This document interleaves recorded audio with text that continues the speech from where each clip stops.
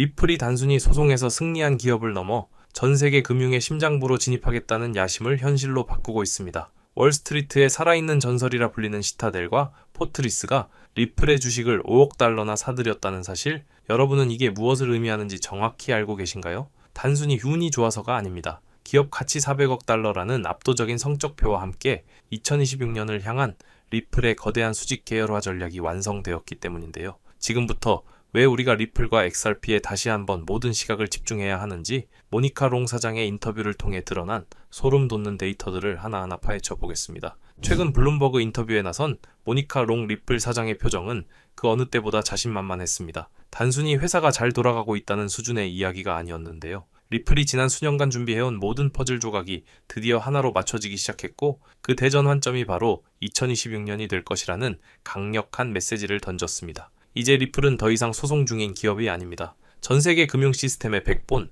즉 중추신경계를 장악하려는 거대 기술 기업으로 완전히 탈바꿈했다는 건데요. 투자자 입장에서 가장 주목해야 할 점은 리플이 제시하는 논리가 매우 정교해졌다는 것입니다. 단순한 송금 네트워크를 넘어 자본시장 전체를 블록체인 위로 올리겠다는 이들의 계획은 이제 공상이 아닌 현실의 숫자로 증명되고 있습니다. 왜 지금 리플에 모든 화력을 집중해야 하는지 그 논리적 근거들을 하나씩 짚어보겠습니다. 최근 리플은 약 5억 달러, 한화로 6,500억 원 규모의 구주 매각을 성공적으로 마쳤습니다. 여기서 정말 놀라운 점은 두 가지인데요. 첫째는 이 돈을 들고 들어온 주체가 바로 월스트리트의 거물 중의 거물, 시타델과 포트리스라는 점입니다. 시타델이 어떤 곳인가요? 전 세계 자본시장의 유동성을 쥐락펴락하는 최고의 헤지펀드이자 마켓 메이커입니다. 이런 곳들이 리플의 지분을 확보했다는 건 리플의 미래 가치가 단순히 암호화폐 시장에 국한되지 않는다는 것을 의미합니다. 둘째는 이 과정에서 인정받은 리플의 기업 가치가 무려 400억 달러에 달한다는 사실인데요. 하락장과 규제의 파고를 다 겪고도 기업 가치가 50조 원이 넘는다는 건 기관들이 리플의 비즈니스 모델을 완벽하게 신뢰하고 있다는 강력한 증거라고 볼 수 있습니다. 기관들은 절대 근거 없는 곳에 수천억 원을 태우지 않거든요. 이제 2026년의 대폭발을 이해하려면 리플이 2025년에 무엇을 했는지 복기해봐야 합니다. 리플은 2025년에만 무려 4개의 굵직한 기업들을 인수하며 몸집을 키웠는데요. 가장 먼저 지트레저리를 인수했습니다. 이곳은 청해가 넘는 기업 고객을 보유한 자금 관리 솔루션 업체인데요. 리플은 이를 통해 인프라를 직접 사용할 실제 고객사들을 통째로 흡수해버린 겁니다. 또한 리플 프레임을 통해 수백 개의 헤지펀드가 사용할 수 있는 블록체인 인프라를 마련했고, 레일이라는 기업을 인수하며 전 세계 B2B 결제의 10%를 차지하는 스테이블 코인 인프라까지 확보했습니다. 여기에 펠리세이드의 MPC 기반 수탁 기술까지 더해지면서 리플은 이제 자산의 보관부터 결제, 관리까지 모든 것을 스스로 해결할 수 있는 무적의 포트폴리오를 완성했습니다.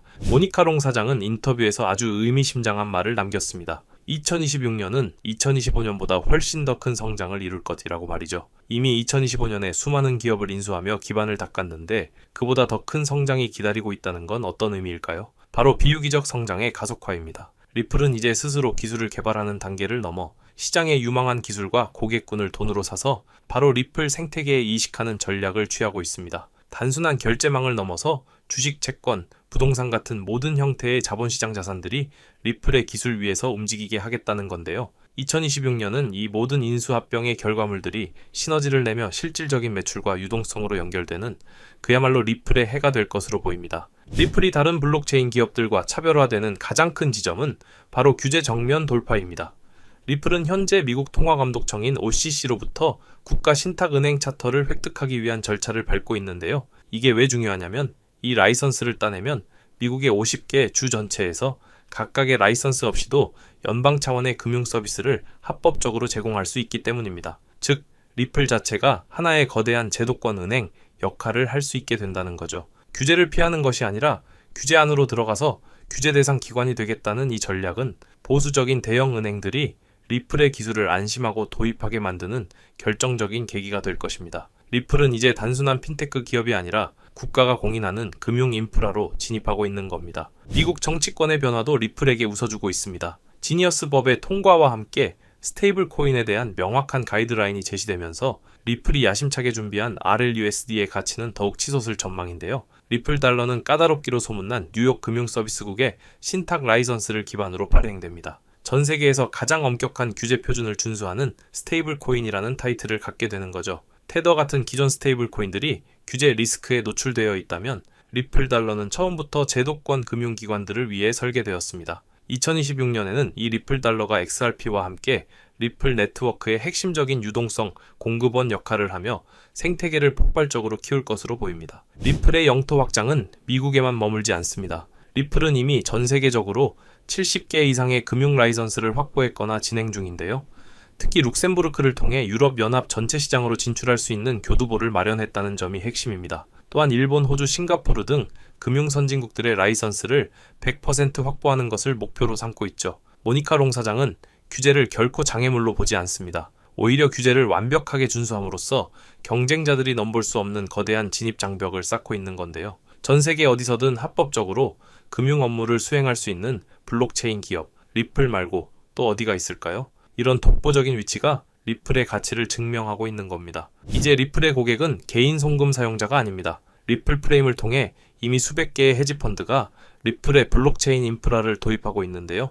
이들이 왜 리플을 쓸까요? 바로 자본의 효율성 때문입니다. 수조 원의 자산을 굴리는 헤지펀드들에게 담보 유동성을 최적화하는 것은 수익률과 직결되는 아주 중요한 문제인데 리플의 기술과 스테이블 코인이 이 과정을 획기적으로 단축해 주거든요. 전통 금융과 암호화폐 시장을 잇는 이른바 연결 조직 역할을 리플이 완벽하게 수행하고 있는 셈입니다. 기관들의 거대 자금이 리플의 고속도로를 타고 흐르기 시작했다는 것, 이것이 우리가 2026년에 마주할 진짜 미래의 모습입니다. 리플의 인수 합병 전략을 보면 이들이 얼마나 영리한지 알 수 있습니다. 리플은 단순히 기술이 탐나서 기업을 사는 게 아닙니다. 두 가지 목적이 뚜렷한데요. 첫 번째는 MPC 수탁 기술처럼 미래 금융의 필수적인 핵심 기술을 선제적으로 확보하는 것이고, 두 번째는 그 기술을 당장 사용할 고객들을 확보하는 것입니다. 앞서 말씀드린 트레저리 인수가 대표적인 사례인데요. 기술만 만들고 고객을 기다리는 게 아니라 고객을 1000명 넘게 보유한 기업을 사버림으로써 리플의 기술이 즉시 현장에서 쓰이게 만드는 전략입니다.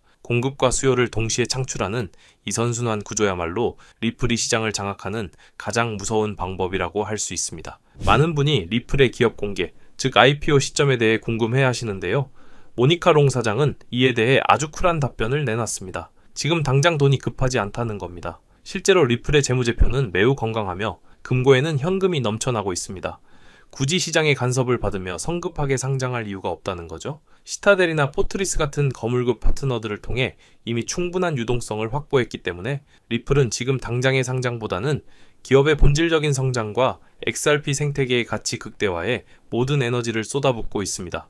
상장은 리플이 원할 때 가장 높은 가치를 인정받을 수 있는 시점에 전략적으로 이루어질 것이라는 점을 기억해야 합니다.